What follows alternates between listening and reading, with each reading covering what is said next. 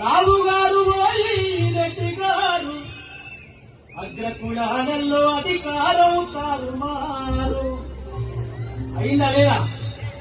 అందుకనే ఏను గుర్తుకు ఓటేయమని చెప్పింది, చెప్తున్నది కూడా.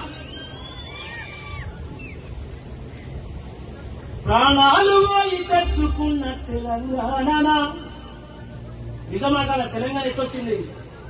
అమరుల త్యాగం కదా. ప్రాణాలు పోయి తెచ్చుకున్న తెలంగాణ ఇక రెచ్చగొట్టి వచ్చరా రేవంతు పాలన. అవునా కాదా?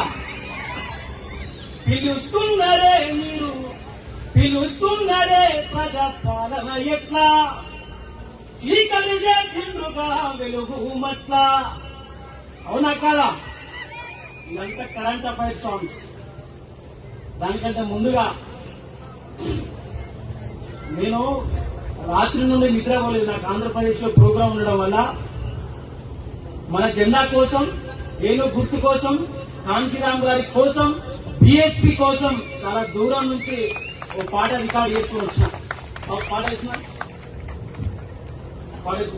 ఆ పాట రికార్డ్ చేద్దాం, రిలీజ్ చేయాలి. దానికంటే ముందుగా మీకు గుర్తున్నదా? బహుజన జెండా పాట ఒకసారి గట్టిగా చేతులు చెప్పాలి. బానిస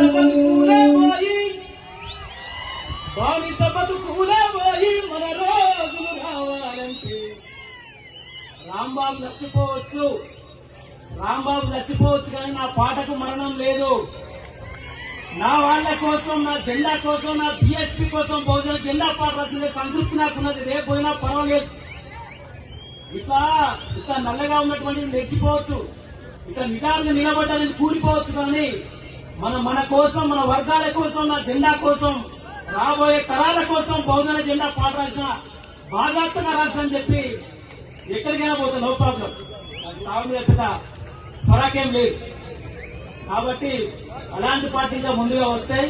నా గొంతు బాగాలేదు.